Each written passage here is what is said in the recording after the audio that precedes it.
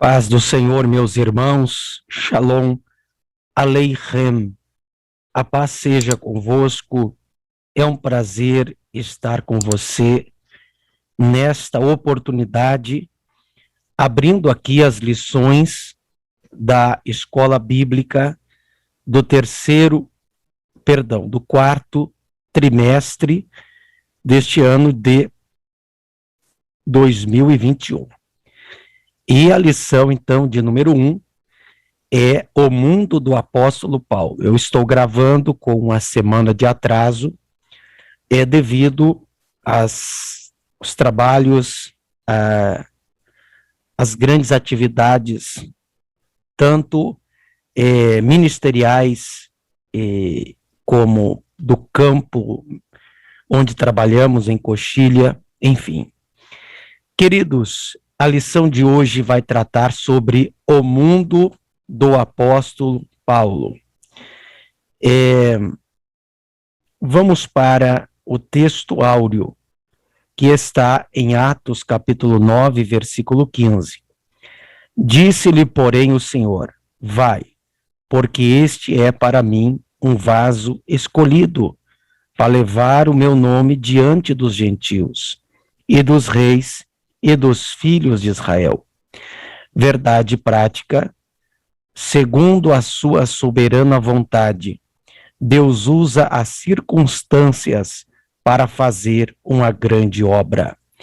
Muito bem, vamos para a leitura bíblica em classe, que está em Atos, capítulo 26, do versículo 1 até o 7. Depois Agripa disse a Paulo: permite-se-te que te defendas. Então Paulo, estendendo a mão em sua defesa, respondeu: tenho-me por venturoso, ó rei Agripa, de que perante ti me haja hoje de defender de todas as coisas de que sou acusado pelos judeus. Mormente sabendo eu que tens conhecimento de todos os costumes e questões que há entre os judeus, pelo que te rogo que me ouças com paciência. A minha vida, pois desde a mocidade, qual haja sido desde o princípio, em Jerusalém, entre os da minha nação, todos os judeus a sabem. Sabendo de mim desde o princípio, se o quiserem testificar, que conforme a mais severa seita da nossa religião, vivi fariseu. E agora, pela esperança da promessa que por Deus foi feita a nossos pais, estou aqui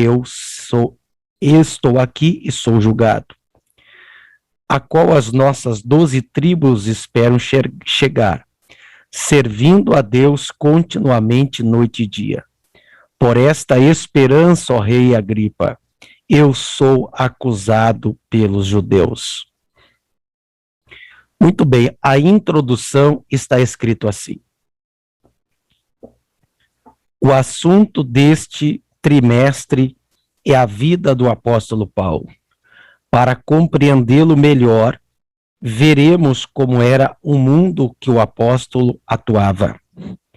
Por isso, o texto áureo desta lição apresenta como Paulo foi vocacionado para levar o nome de Jesus diante dos gentios. Atos capítulo 9, versículo 15, vamos fazer leitura nesse texto e vamos ver o que podemos extrair aqui dos originais. Bom, aqui então nós temos a palavra em grego, me permitam aqui talvez diminuir um pouco para aqui. Sim, assim. Vamos ver como aparece aqui no texto grego. Agora aqui. Eipende pros, auton ho kyrios, poreu, roti skeuos, ecloges, estimoi autois toi, tu, bastasai, to, onoma, mu, enopion, etron, etnon, perdão, tecai, basileu, ruion, de Israel. Em hebraico está escrito, Vayomer Elai ha-Adon lech ki heli hefetz hu asher bacharti vo laset et shemi lifne goim lachim uvne Israel. Ou seja, disse porém o Senhor, vai, porque este é para mim um vaso escolhido para levar o nome diante dos gentios e dos reis e dos filhos de Israel. Então aqui nós temos a leitura na Brit Hadashah, que é o Novo Testamento em hebraico, e aqui no texto grego do Novo Testamento, grego koiné. Eu quero salientar aqui a palavra do versículo 15, claro, aneklisan. Deixa eu ver aqui.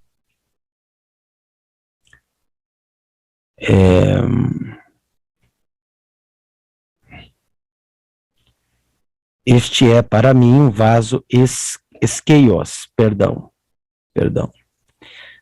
A palavra essa aqui, esqueios, deixa eu salientar para você. Essa palavra esqueios, ela é do grego, horas traduzida como vaso, mas ela bem poderia ser traduzida, vou colocar aqui embaixo, como instrumento. Ele é para mim um instrumento, ou ela também pode ser traduzida por utensílio. É um instrumento, um utensílio. Por isso e pode ser traduzido por um vaso, com certeza. Por esse motivo foi a opção dos tradutores. Este é, para mim, um vaso escolhido. Foi uma escolha pessoal, uma escolha soberana do Senhor Jesus para com o apóstolo Paulo. Entendendo a origem de Paulo, há poucas informações concretas acerca da vida cronológica de Paulo, como sua data de nascimento. Então perceba que há poucas informações sobre data de nascimento, formação cultural e religiosa. Geograficamente, Paulo, nome romano, era natural de Tarso, capital da Cilícia, que ficava às margens do rio Cídnos, na Ásia Menor. Sobre o seu nascimento, não temos data precisa. Talvez tenha ocorrido no ano 5 a.C. Desta forma, quando nosso Senhor foi crucificado, Paulo poderia ter entre 30 e 35 anos de idade. Tudo isso é muito possível, tá? Vamos aqui para a geografia do mundo de Paulo. Geograficamente, o mundo gentílico, perdão, estava sob o domínio do Império Romano. Naqueles dias, entre o ano 33 e 35 depois de Cristo, o imperador era Tibério. A dimensão geográfica do Império Romano permitia excelentes possibilidades de viagens missionárias. Segundo informes da história, a malha viária abrangia em torno de 300 mil quilômetros, sendo que 90 mil quilômetros apresentavam condições excelentes para viajar. As estradas do Império, bem como as vias marítimas, foram de grande importância para a expansão da fé cristã. Pelo Espírito Santo, o apóstolo percebeu as oportunidades incríveis para a disseminação do evangelho no império. Ele usou todos os meios possíveis de transporte da época, inclusive navios pelas vias marítimas, nas quais sofreu naufrágios e enfermidades. Assim, a geografia do mundo paulino tem papel essencial para a plantação das primeiras igrejas. Por isso, devemos pensar nas oportunidades que Deus nos dá para a eficiência da evangelização urbana e do campo. Então, percebemos aqui, queridos, que Paulo utilizou todos os recursos que ele tinha na época, recursos tais que ajudavam o apóstolo na propagação do evangelho. O Império Romano, ele fazia estradas com muita qualidade para os dias de então, e isso trouxe uma logística, um suporte para que o evangelho assim se propagasse. Por esse motivo, a Bíblia diz que na plenitude dos tempos é que o Messias veio ao mundo. Ou seja, tinha uma língua grega, tinha estradas romanas, tudo cooperava. Paulo chamado para os gentios. Atos 9 mostra que, em sua infinita sabedoria e presciência, Deus separou Paulo e o chamou a partir de uma experiência espiritual impressionante, bem diferente dos demais apóstolos, para levar o nome de Jesus ao mundo gentílico. Ele soube que seu apostolado não se daria em Jerusalém, que já tinha Pedro, Tiago, o irmão do Senhor, e João, além dos outros apóstolos que ainda não haviam se espalhados pelo mundo. Por isso, Atos 26 menciona o testemunho pessoal do apóstolo perante o rei Agripa. Mas levanta-te e põe sobre os teus pés, porque te apareci por isto, para pôr por ministro e testemunha dos gentios, a quem agora te envio. Enquanto os apóstolos de Cristo restringiam-se a anunciar Jesus aos judeus, nosso Senhor convocava Paulo de maneira dramática para ser apóstolo entre os gentios. Nosso Senhor continua a chamar pessoas para o ministério. É verdade, queridos. Nosso Senhor continua a chamar pessoas para o ministério. A chamada de Paulo foi específica, não para os judeus, mas para o povo gentílico que estavam longe, mas agora pela cruz de Cristo se aproximaram. Nenhum outro teria condições de propagar o evangelho de forma tão rápida, tão eficaz, entre os gentios quanto Paulo. Por sua cultura, por seu coração que já estava entendido, a sua mente, melhor dizendo, ele já estava despido de toda a vaidade religiosa que imperava naqueles dias. Paulo sabia que Deus não era Deus somente dos judeus, mas ele queria alcançar todo o globo. E Paulo foi o instrumento do Senhor para tal feito. Depois de Jesus, Paulo é o homem mais importante do Novo Testamento. Precisamos estar sensíveis à voz do Espírito Santo a nos chamar. Verdade. Ainda hoje, o Senhor continua a chamar pessoas para a sua palavra. Ainda hoje, o Senhor continua a operar em nosso meio. Ele chama pastores, chama pregadores, chama cantores. O Senhor está a nos chamar. Seja você atento ao chamado divino.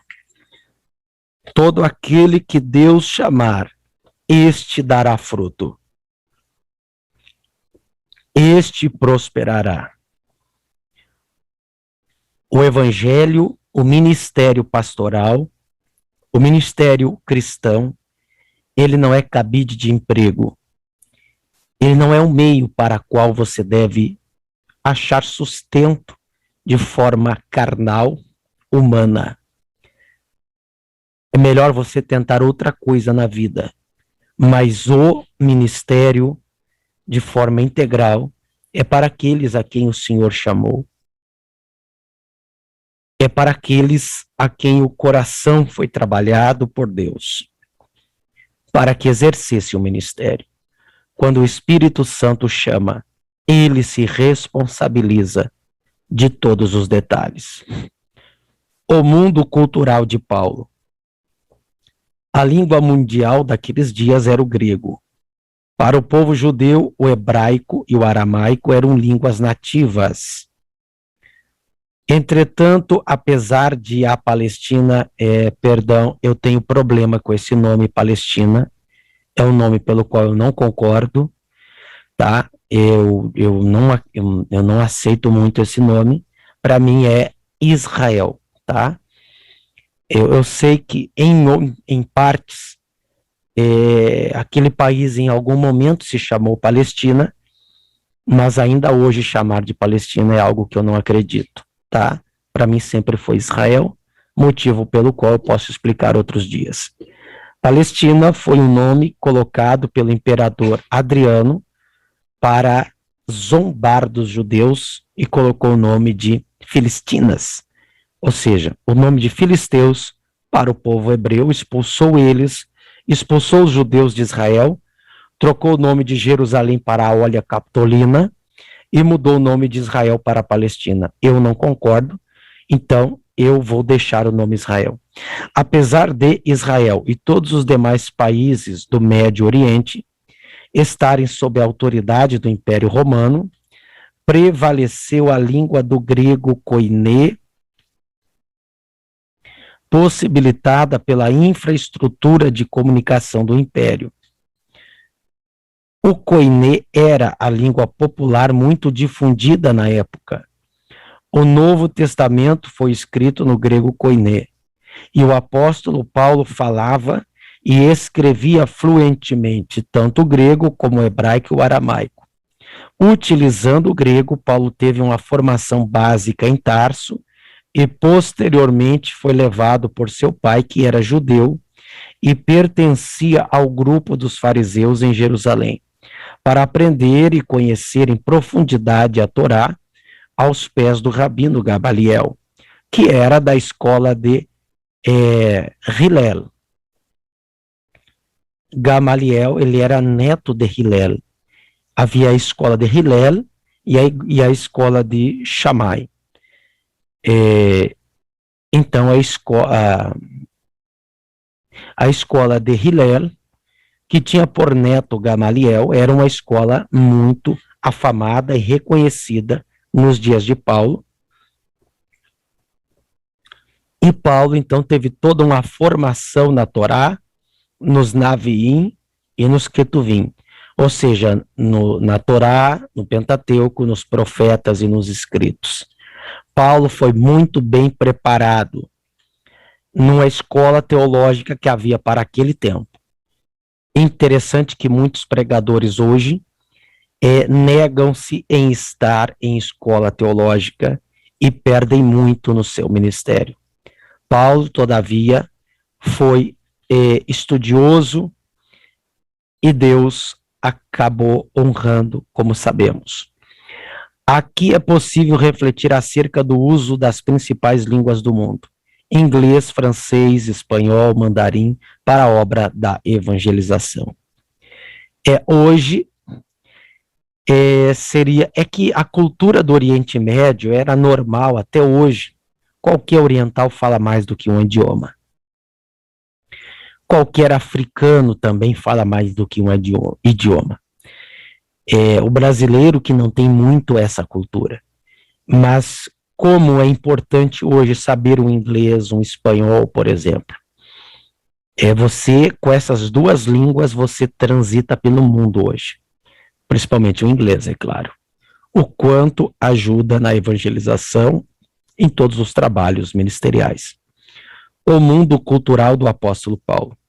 O Império Romano respeitava a diversidade religiosa, desde que se respeitasse os deuses do império. Olha só que coisa interessante.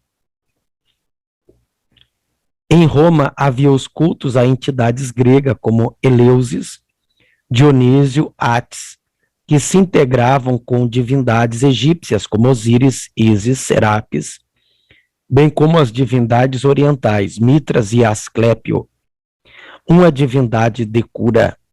Esse templo, Asclépio, eu conheci em Roma, quando estive, obviamente, inclusive você verá resquícios desse culto até em Jerusalém, no tanque de Betesda, por exemplo, que pode ser assunto para outro dia. Então, esse sincretismo religioso havia naqueles dias do Império Romano. Havia divindades na Ásia Menor, sob o domínio do Império em Éfeso, Colossos e Corinto, tais como Diana, Artemis e outras mais.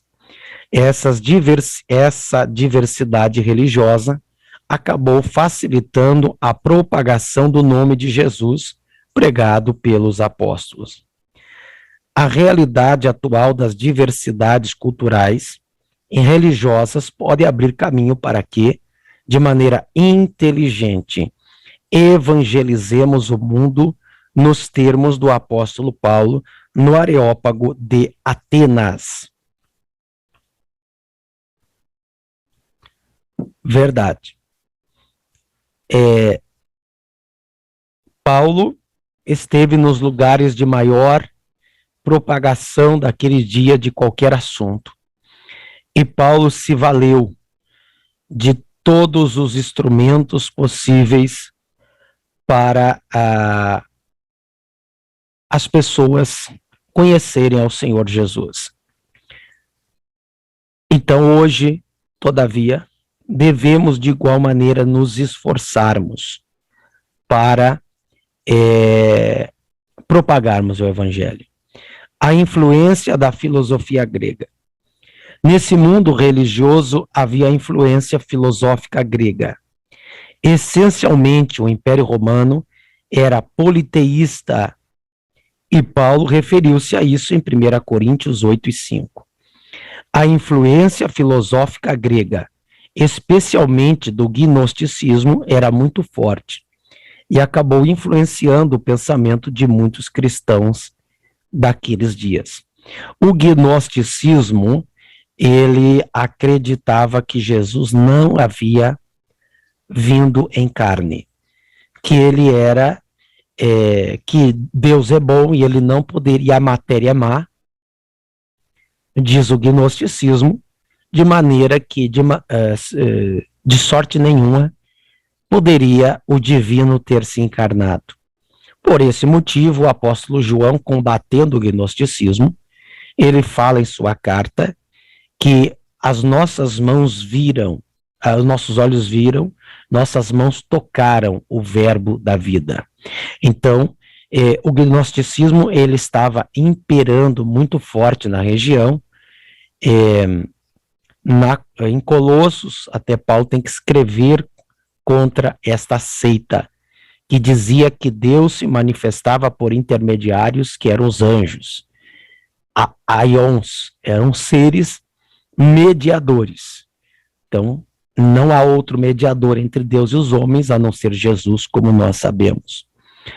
Os líderes da igreja da época tiveram de refutar com veemência as teorias do gnosticismo, cujos adeptos queriam misturá-las com a doutrina pura de Cristo. Naturalmente, pelo fato de ter vivido naquele mundo, Paulo teve de fortalecer a doutrina cristã sobre Deus. Fé, Jesus, Espírito Santo, graça e salvação. Esses temas constantemente devem ser ministrados entre nós. Tampouco naqueles dias, Paulo não deixou de dar ênfase sobre a teologia, a teontologia, ou seja, a doutrina do Pai. Quem é Deus? A fé. O que é a fé salvadora? A pessoa de Jesus, a pneumatologia, a doutrina acerca do Espírito Santo, a soteriologia, a salvação. São coisas que devem ficar bem resolvidas na nossa cabeça para que não sejamos seduzidos pelas seitas e pelas heresias. O apóstolo indiscutivelmente se tornou grande defensor do Evangelho de Cristo. Como proclamadores do Evangelho, devemos pensar em estratégias a fim de que nossos jovens e adolescentes, bem como a maturidade cristã, possam expressar a razão da fé com mansidão e temor diante dos não crentes. Verdade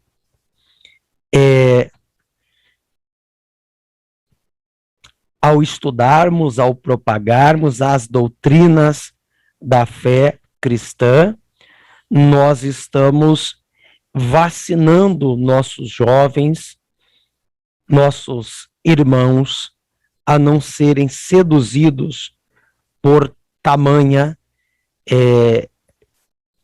diversidade de heresias como existe em nosso meio. Me perdoe que eu cliquei aqui errado e acabei pulando aqui. Já vamos achar aqui. Vamos dar sequência aqui à nossa aula. Subtópico 2, o mundo religioso de Paulo. Paulo se identifica como judeu. Em Atos 22 e 3, Paulo declara a sua defesa em Jerusalém diante dos judeus que se opunham à sua mensagem, tratando como traidor da fé judaica. Eu sou judeu, nascido em Tarso da Cilícia. Ele falava em hebraico para aquela plateia, quando todos esperavam que falasse apenas em grego. O apóstolo tinha o sangue de pais judeus. Seu pai era fariseu zeloso e influente na sinagoga em Tarso, e o criou para ser um fariseu, tanto quanto ele mesmo. Então perceba que Paulo, ele tinha uma formação doutrinária farisaica. E a doutrina dos fariseus, queridos, veja bem, o que Jesus criticou na doutrina dos fariseus era dar mais ênfase à tradição do que à própria palavra.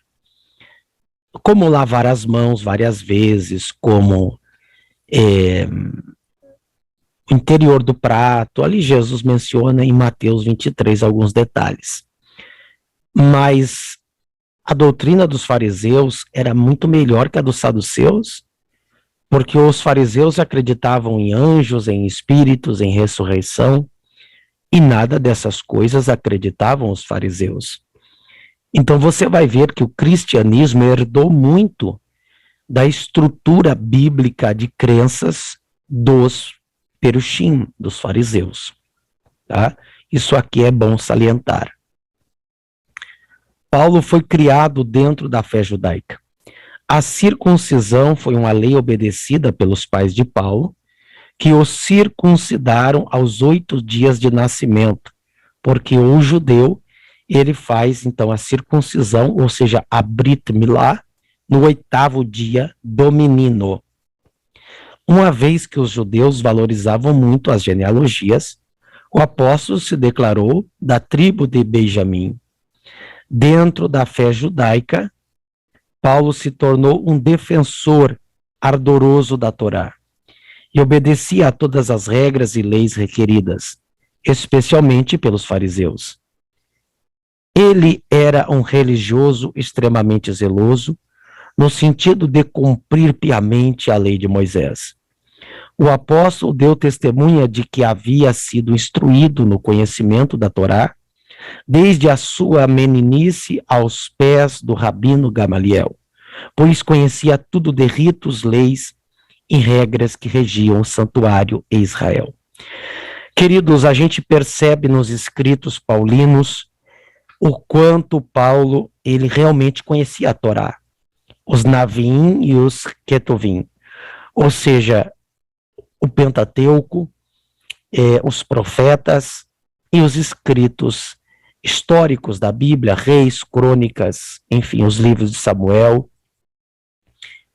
e todo aquele compêndio de outros livros, os Salmos, os Terrilins, enfim.